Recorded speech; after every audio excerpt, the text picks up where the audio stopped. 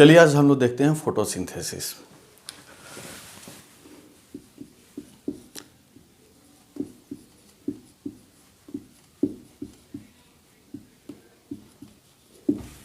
In higher plants.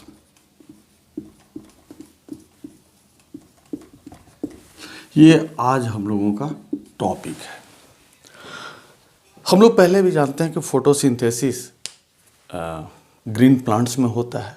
इसका मतलब ही है जैसे हम लोग जैसे ही बोलते हैं फोटोसिंथेसिस, ये दो पार्ट का मिलकर बना है। यानी किसी चीज़ का सिंथेसिस हो रहा होगा लाइट के प्रेजेंस में, है ना।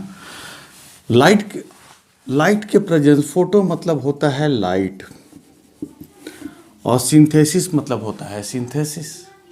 तो ये लाइट को नेचुरली, सबसे पहले लाइट को ट्रैप करने वाला कोई भी ऑर्गेनिज्म यदि हम लोगों के इस अर्थ पे है तो भगवान प्रोवाइड कर रखे हैं कि ग्रीन प्लांट्स एब्जॉर्ब करेंगे लाइट को, लाइट के एनर्जी को ट्रैप करेंगे।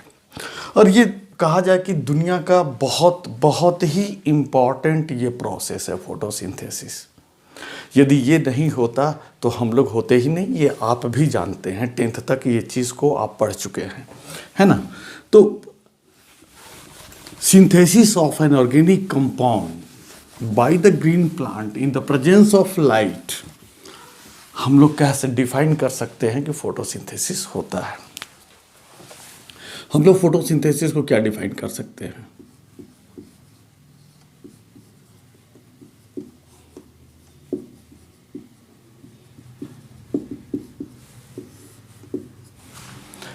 It is a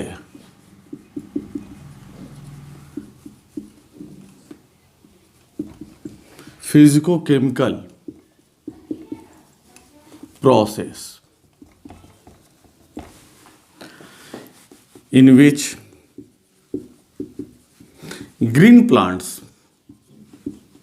या green part of the plant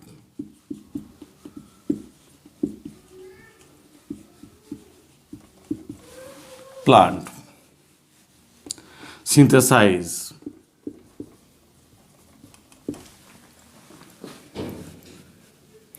organic compound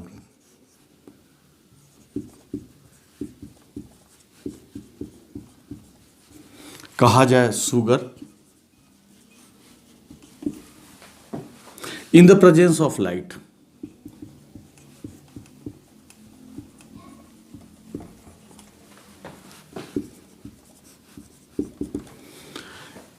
ये फोटोसिंथेसिस मतलब इसमें होगा क्या कि ग्रीन मतलब it is the physico-chemical process in which the green part of the plant synthesize organic compounds in the presence of light. आप ये बात डिफाइन कर सकते हैं फॉर द फोटोसिंथेसिस।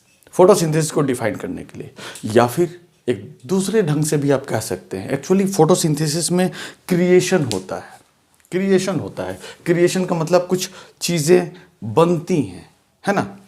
तो देखिए पूरा जो फिजियोलॉजिकल प्रोसेस होता है, चाहे एनिमल में हो चाहे प्लांट में हो, आप चाहें तो इसको लिख लें 1 मिनट में, इसके बाद फिर हम आगे की बात बताते हैं,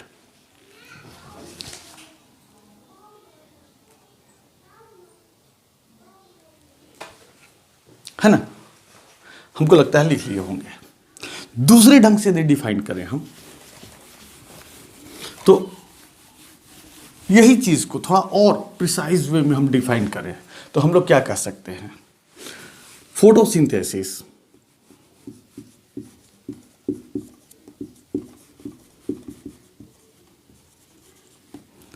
is an anabolic process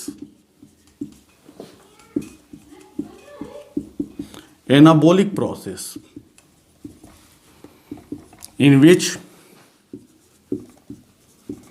carbohydrate, जो हमने वहां ऑर्गेनिक कंपाउंड कहा था,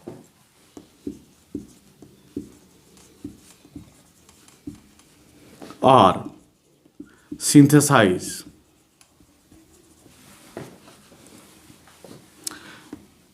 by the use of CO2 and H2O।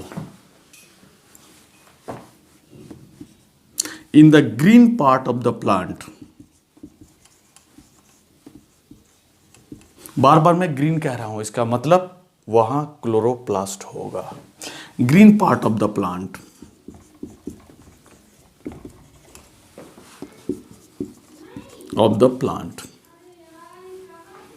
and release O2 as a byproduct.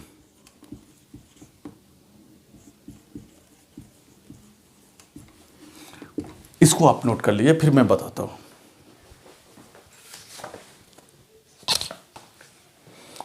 आप कर लिए होंगे. ये इनके लिए जो बाई प्रोडक्ट है वो हम लोगों के लिए बहुत इंपॉर्टेंट प्रोडक्ट है. यदि वो नहीं होता तो फिर तो जिंदगी ही मुश्किल हो जाता. ये जो कार्बोहाइड्रेट बनाते हैं उसको ये भी यूज करते हैं, हम लोग भी यूज करते हैं. ये प्राइमरी प्रोड्यूसर है. देख लें करते क्या हैं. ये 6CO2 प्लस 12H2O और ये बनाते हैं C6H12O6 plus 6H2O plus 6O2. ये O2 जो होता है फोटोसिंथेसिस के दौरान एटमॉस्फेयर में रिलीज हो जाता है. ये रियल में, मतलब एक तरह से कहा जाए तो रियल इक्वेशन ये है. कहीं कहीं आपको देखने को मिल जाएगा क्या, इसी इक्वेशन को लोग शॉर्ट में क्या करते हैं कि रिएक्टेंट साइड में 12 वाटर मोलेकुल है, प्रोडक्ट साइड में 6, तो सोचते हैं इसको देने की जरूरत ही नहीं है. यदि बैलेंस इक्वेशन करें हम तो उसको लोग करते क्या हैं कि देखिए इसी को शॉर्ट करके लिख देते हैं 6CO2 प्लस 6H2O घटा देते हैं इसको और लिख देते हैं C6H12O6 प्लस 6O2.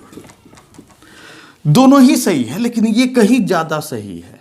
और इसका क्यों ये ज़्यादा सही है इसको हम लोग बाद में समझेंगे, आगे देखेंगे क्यों ज़्यादा सही है. हमको लगता है आप नोट कर लिए होंगे, है ना. ये कहीं ज़्यादा सही इक्वेशन है. और क्यों सही है आप इसको याद रखिए तो ज़्यादा बेहतर है. ये तो आप बाद में इसको देख करके याद रख ही लीजिएगा. मिटा दें.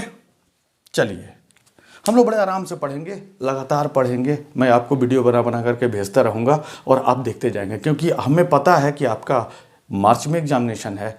तो हमारी कोशिश होगी कि हम आपको मतलब इस तरीके से हम पढ़ा दें. हालांकि मैं बहुत हो सकता है कि जो बच्चे हमारे डायरेक्ट कांटेक्ट में हैं उनको मैं नोट्स दे दूं और या फिर एक ब्रीफ नोट दे दूं. वैसे काम भर आपको मैं इतना बता दूंगा कि आप एक बार रीडिंग लगा लेंगे तो आपका काम चल जाएगा. आप जहां भी हैं आप उसको पढ़ लें और अच्छे नंबर ले आएँ. फिर बाद में हम लोग डिस्कस करते रहेंगे. हम लोग के पास फिर बाद में डिस्कस करने के लिए मिलते रहेंगे तो फिर बहुत टाइम होगा. ठीक है, चलिए हम लोग देखते हैं आगे.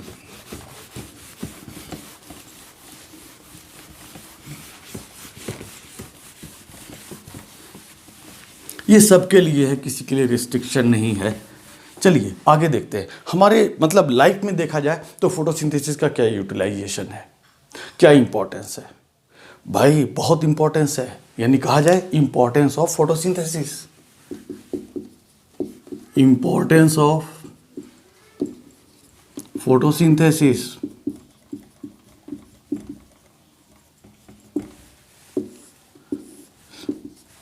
भाई बहुत इंपॉर्टेंस है. रीज़न क्या है? पहला कि ये प्राइमरी प्रोड्यूसर हैं.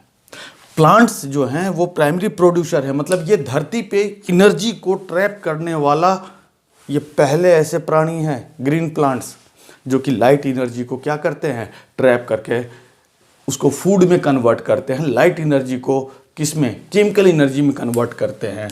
तो प्राइमरी फूड प्रोड्यूसर यानी ग्रीन प्लांट्स आर, यानी by the photosynthesis green plants produce, या green plants are by the use of photosynthesis green plants are primary food producer. यानी by the use of photosynthesis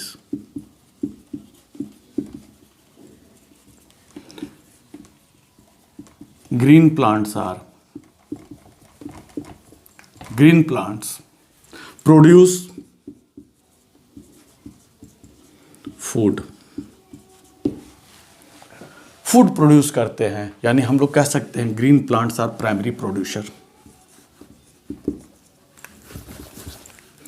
green plants are primary producer.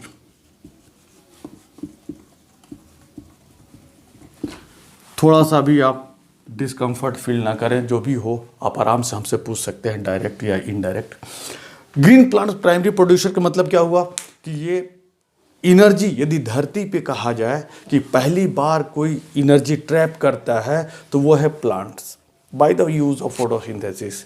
अब जैसे आप कहेंगे कि sir यदि plant produce न करें फूड तो हम तो आराम से मटन, चिकन या जो कॉर्निवोरस एनिमल हैं वो मतलब जिंदा रह सकते हैं, वो नॉन वेज दूसरे मांस खा करके जिंदा रह सकते हैं।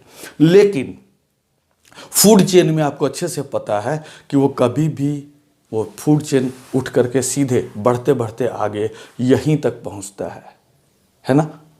जैसे सपोज कीजिए कि कोई मटन खाता हो या कोई शिकार हिरन का करता हो, जंगल में जंगली जानवर शेर हिरन का शिकार करता है, तो हिरन क्या खाता है? Green plants. ग्रीन प्लांट्स से उनको क्या मिलता है? वो चीज़ मिलता है जो कि वो अपने लिए ग्रीन प्लांट्स बना के रखे थे, अपने लिए कार्बोहाइड्रेट वगैरह बना करके रखे थे, उसको कंज्यूम करता है हिरन, और हिरन को कंज्यूम करता है टाइगर, लायन वगैरह, उसको कंज्यूम करते हैं। तो एनर्जी का जो चेन है वो यहीं से शुरुआत होता है। यानी ग्रीन प्लांट्स लाइट एनर्जी को ट्रैप करते हैं, फूड बनाते हैं, उस ग्रीन प्लांट्स को दूसरे एनिमल्स खाते हैं, उस एनिमल को कोई तीसरा एनिमल खाता है। तो प्राइमरी जो मतलब एनर्जी प्रोड्यूस होता है वो प्राइमरी एनर्जी प्रोड्यूसर या फूड प्रोड्यूसर ये ग्रीन प्लांट्स हैं। दूसरा बात, ये हम लोगों के लिए, एनिमल्स के लिए, जो इनके लिए बाई प्रोडक्ट है, ऑक्सीजन बनाए थे, वो ऑक्सीजन का मेन प्रोड्यूसर तो यही है। यदि ग्रीन प्लांट्स हट जाए, ऑक्सीजन मिलना हम लोगों को बंद हो जाए, कंज्यूम करने में कितना देर लगेगा? हम लोग तो पूरा एकदम मज़े से कंज्यूम करते जाते हैं, समझते भी नहीं है इस बात को। तो ये ग्रीन प्लांट्स आर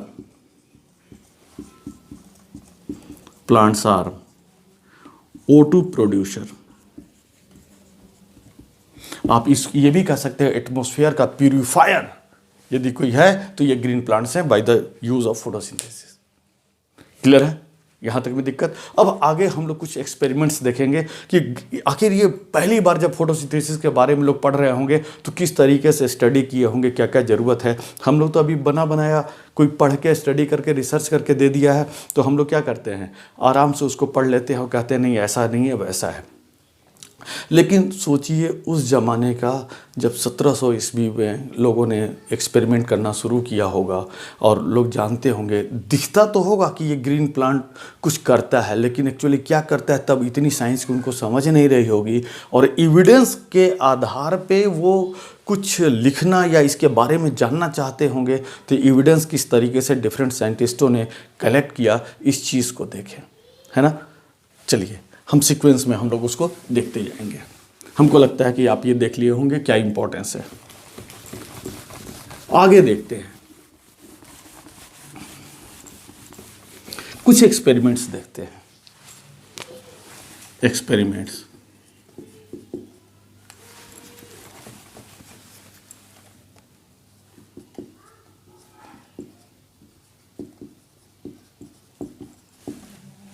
एक्सपेरिमेंट्स देखें तो देखिए ना, पहली बार ऐसा करें, कोई ग्रीन लीफ ले लें। सपोज करें कोई ग्रीन लीफ लें, हम ऐसे बताते जाते हैं। मान लें कि एक्सपेरिमेंट नंबर 1, आप खुद भी उसको देख सकते हैं ना। कोई ग्रीन लीफ है, इसको लोगों ने क्या किया कि एक ब्लैक पेपर से ढक दिया। यहां तक क्यों ढके भाई? चलिए, ब्लैक पेपर से ढक दिया, ब्लैक पेपर से इसको ढक दिया, और प्लांट में ये लगा हुआ था, और इसके ऊपर सनलाइट पड़ रहा है। सनलाइट इस पे पड़ रहा है तो ये अब इस ग्रीन लीफ को जो प्लांट में लगा हुआ है सब कुछ एटमॉस्फेयर में अवेलेबल है, ये लाइट इन पे पड़ रहा है। तो किस पार्ट पे पड़ रहा है लाइट? तो देखिए लोगों ने क्या किया कि आधा एक्सपोज करके छोड़ दिया और आधा ढक के छोड़ दिया, और छोड़ने के बाद कुछ देर इसके बाद इन लोगों ने टेस्ट किया, एक आध घंटा छोड़ दिए, छोड़ने के बाद टेस्ट किए तो पता चला कि इसमें ग्लूकोज या कार्बोहाइड्रेट बना है, इसमें कार्बोहाइड्रेट मिला।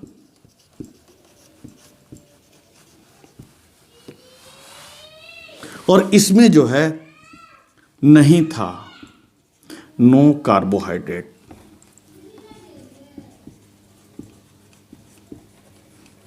इसका मतलब क्या हुआ? एक्चुअली मैं आपको बता दूं, यहीं पे कहीं आप ध्यान दीजिएगा। प्लांट जो है सबसे पहले क्या बनाता है? तो प्लांट सबसे पहले ग्लूकोज बनाता है। फिर ग्लूकोज जो है ना छोटा मोलेकुल है शुगर का।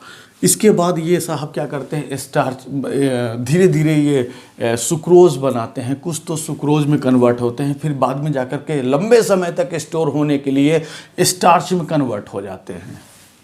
समझ गए? या तो किसी प्लांट में सुक्रोज के फॉर्म में रह जाते हैं। सुक्रोज जानते हैं क्या होता है? चीनी। गन्ना जो हम लोग चूसते हैं, मतलब गन्ने का रस निकालते हैं, उसको पीते हैं, एक्चुअली उसमें सुक्रोज होता है। सुक्रोज ग्लूकोज का फॉर्मूला होता है C6H12O6। सुक्रोज का जो फॉर्मूला होता है आप जानते होंगे, C12H22O11 ये बनता है। और आपको मैं बता दूं, फिर ये कुछ तो सुक्रोज के फॉर्म में रह जाते हैं, लेकिन लंबे समय तक यदि कहीं स्टोर होना हो ज़्यादातर प्लांट में, तो वो स्टार्च के फॉर्म में वो इसको रखता है। ये क्या होते हैं? C6H कहा जाए 10O5 N नंबर। इसके पॉलीमर होते हैं, ये आपस में मोनोमर, ये है मोनोमर। मोनो मतलब होता है कि एक सिंगल टुकड़ा, यदि वो सिंगल टुकड़ा बार बार 2 बार जुड़ जाए तो उसको डाइमर कहते हैं। तो एक तरह से कहा जाए ये डाइसेक्राइड्स या डाइमर है ग्लूकोज का। और इसके बाद वो ढेर सारे जुड़ जाएं, n नंबर्स जुड़ जाएं तो पॉलीमर कहलाता है। तो स्टार्च इज द पॉलीमर, और स्टार्च के फॉर्म में जाकर के वो जमा हो जाता है, जो कि घुलनशील नहीं होता। आप आलू देखे होंगे, आलू के अंदर क्या है? स्टार्च भरा हुआ है। आलू ऐसे उसको डिजोल्व कीजिएगा तो डिजोल्व नहीं ना होगा, वो स्टार्च है। जब हम लोग खाना खाते हैं तब वो स्टार्च छोटे छोटे पार्ट में टूटता है और फिर वो डिजोल्व होने लायक मोनोमर में कन्वर्ट हो जाता है, और इसके बाद फिर हमारे बॉडी में वो कंज्यूम होकर के एनर्जी प्रोड्यूस करता है। वो चीज़ें हम लोग बाद में देखेंगे, लेकिन हम लोग इतना जान लें। तो ये कार्बोहाइड्रेट किस फॉर्म में था? यहाँ पे ये स्टार्च के फॉर्म में था। मतलब जहाँ पर लाइट पड़ा वो स्टार्च वहाँ बना, और इस स्टार्च का टेस्ट होता है। टेस्ट किया गया तो इस पार्ट में स्टार्च मिला और इस पार्ट में स्टार्च नहीं मिला, नो स्टार्च। इसका मतलब ये हुआ कि फोटोसिंथेसिस में जो स्टार्च का फोटोसिंथेसिस होगा तो स्टार्च जरूर बनेगा, और स्टार्च यदि यहाँ नहीं बना है इसका मतलब कि फोटोसिंथेसिस यहाँ नहीं हुआ है। और नहीं होने का रीज़न क्या है? लाइट। यानी लाइट जो है एसेंशियल है किसके लिए? फोटोसिंथेसिस के लिए। इस एक्सपेरिमेंट से तो यही पता चलता है। समझ गए बात को? चलिए आप देख लें, थोड़ा सा जैसे अपने छोटे में लिखना हो वैसे आप लिख लीजिए। 2 मिनट 1 मिनट टाइम ले लीजिए। ओके,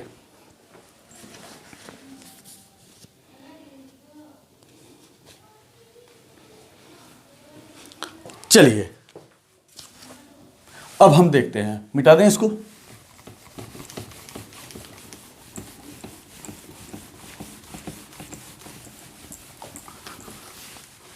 दूसरा बात, एक और एक्सपेरिमेंट था। वो एक्सपेरिमेंट क्या था? सपोज कीजिए कि एक डब्बा ले, एक प्लांट है, मान लीजिए कि कोई ग्रीन प्लांट है,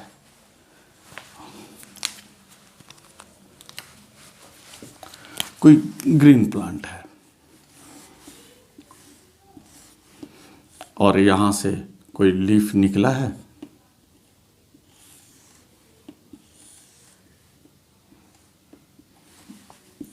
बहुत अच्छा नहीं बना पाए। और इस लीफ को हम क्या करें, एक डब्बे में पैक कर दें, एक डब्बे में पैक कर दें। किसके? शीशे के डब्बे में, ग्लास जार, इसमें हम डाल दिए।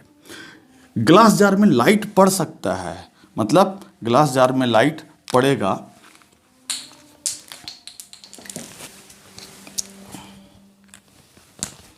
इसमें लाइट पड़ रहा है, समझ गए? लाइट जा सकता, ग्लास का जार है, ग्लास जार में लाइट पड़ सकता है। और इसमें एक चीज़ और करते हैं, हम KOH डाल देते हैं, KOH रख देते हैं, और ये ऐसे ही हवा में एक्सपोज है। हम ये सेटअप कर लेते हैं। KOH से क्या होगा, इस डब्बे में एयर तो भरा हुआ है, और यहाँ पर हम डब्बा में क्या किए हैं, इस आधा लीफ को डाल करके और कुछ रबर उबर का कुछ है जो पैक कर दिए हैं कि इससे हवा, बाहर के हवा से ये कट जाए। और इसमें थोड़ा सा हम KOH का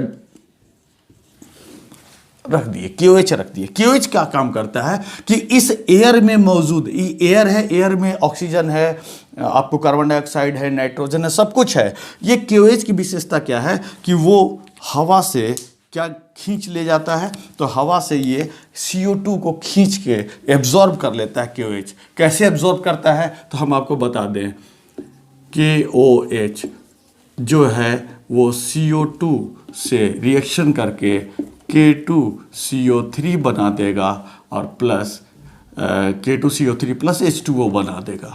यानी CO2 अब इसमें से गायब हो गया। अब जब CO2 गायब हो गया, इसके बाद लाइट वाइट तो सब पड़ ही रहा था, बाकी चीज़ें तो हैं ही। अब इसके बाद लाइट तो यहाँ पर भी पड़ रहा है, समझ गए? लाइट यहाँ पर भी पड़ रहा है, ये लाइट है। अब लोगों ने देखा कि भाई क्या मतलब इसके बिना हो सकता है क्या? तो अब यहाँ पे देखे लोग, टेस्ट किए स्टार्च का टेस्ट, तो बाद में पता चला नो स्टार्च। नो स्टार्च मतलब नो फोटोसिंथेसिस,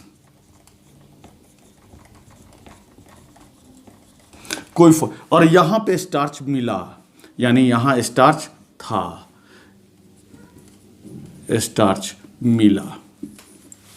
इसका मतलब कि जो बाहर में है वहाँ स्टार्च है, इसका मतलब फोटोसिंथेसिस हुआ है। भाई हम लाइट भी दिए, पानी वानी सब लीफ के थ्रू जा ही रहा है, सब कुछ जा ही रहा है। कौन सा ऐसा चीज़ है जो कि यहाँ फोटोसिंथेसिस होने से रोक दिया? तो वो है एब्सेंस ऑफ CO2। यहाँ KOH रखने से क्या हुआ कि ये CO2, इस एयर में जो भी CO2 था वो CO2 क्या हुआ, KOH एब्जॉर्ब कर लिया, कंपाउंड बना दिया, और इसके बाद CO2 यहाँ से गायब हो गया, और इसके बाद फोटोसिंथेसिस नहीं हुआ। लाइट आप कुछ भी दें, लेकिन CO2 उसका मेन कंपोनेंट है। तो इस रिएक्शन से ये पता चला, इस एक्सपेरिमेंट से ये पता चला कि लाइट के साथ साथ CO2 भी उतना ही इम्पॉर्टेंट है। किसके लिए? फोटोसिंथेसिस के होने के लिए। समझ गए बात को? कोई दिक्कत? आप चाहें तो थोड़ा सा लिख लें, इसके बाद फिर हम लोग आगे देखेंगे।